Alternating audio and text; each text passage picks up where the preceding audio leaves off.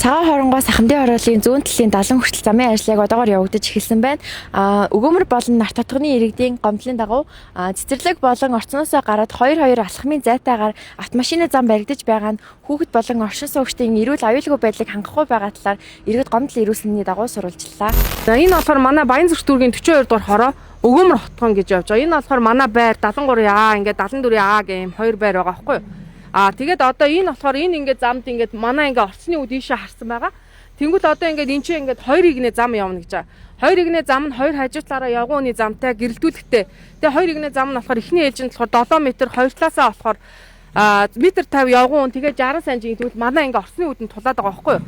Тэгээ орцны үдэнд ингээд тулж байгаа учраас бид хэд болохоор одоо эсэргүүцэж байна. Яагаад гэвэл одоо энэ улсын цэцэрлэг байгаа. Энэний цаана сургууль байгаа. Байнгын хүүхдүүд ингээд жорчдог. 135 орсын суугчийн байранд амьдардаг. Нэг айл нь 2 3 хүүхэдтэй байдаг. Тэгэхэд яаж юм? Ингээл орцоор гараад өчнөө олон хүүхдүүд аим насаа бид нар ингээ алдах хэрэгтэй юм уу? Бол ингээ иргэд ингээ эсэргүүцэж जैन. Тэгээ бид нар болохоор ингээ айгүйх гомдол санал ингээ бүх газар явах газараараа явсан.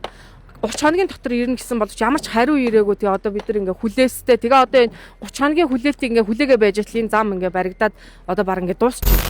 5 сарын 21-ээс хойш одоо тэмцэж байна. Бүгдээрээ гадаа гарах нь гарч ийн өглөө 9 өнгөрөөгөл 7 өнгөрөөгөл гараад зарим нь шөнө 1-2 цаг гэж орж байгаа байхгүй. Тэгээ энэ том техникийн өмнөөс нөгөө хүн учраас тэмцэж чадахгүй.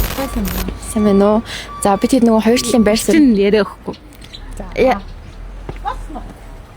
Юу хариуцж байгаа хүн байгаа юм болов? Хариуцж байгаа хүн та биш юм уу? Танилцуулах нь байгаа.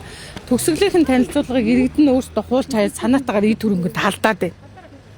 Тэгэхээр манайх тэнд хараа танилцуулга нь хаанаас явж байгаа, ямар хөрөнгө оруулалттай, ямар зөвшөөрлөлттэй, ямар эхлэх хугацаатай ажил тэр цэнхэр самбарыг очиод хараад 73А байр.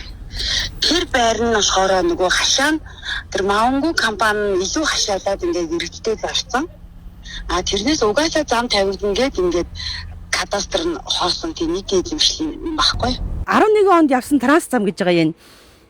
Улсын төсөв юутай зурагтай зам гэж байгаа. Тэгвэл энэ байрыг яах гэж 19-нд улсын комисс хүлээж авсан тий. Бид нар юутай орц гарцсан тодорхойтой хашаатай юутай зогсоолтой байр авсан гэж 19 онд ашиглалтанд орсон байр авж байгаа байхгүй шинэ байр. Тэгэхэд гинтгэн 5 жилийн дараа улсын юм а гэд өнгөөсаар инженерийн яасан юм дээр нийтийн өмчил гэж явдаг юм байл л шүү дээ. Газарчлалтаас хамааран тэгээ одоо ирэх 2 дахь өдөр иргэдтэй нуулсан гэх нарт толгосны одоо сөвтө уулсан гэд төлөвлөсөн байгаа. Иргэдийн төлөвлөгчдийн хурал дээр төсөв батлагчаад иргэдийн төлөвлөгчдийн хурлаас гаргасан шийдвэрээр Баянзүрх дүүргээс сонгосон иргэдийн төлөвлөгчд маань өөрсдөө энийг үеж тавьдаг шаардлагатай байна. Төгжрөл ихээр үүсэж байна гэж явсан. Үнэхээр иргэдийн нэрээ болохгүй байна гэх юм бол одоо тэгээ аль байштай боломжтой талаас нэг иргэдийн хурлын төлөвлөгчтэйг хамт нь авчиж байгаа шийдвэрүүдээ гаргаад явна гэж.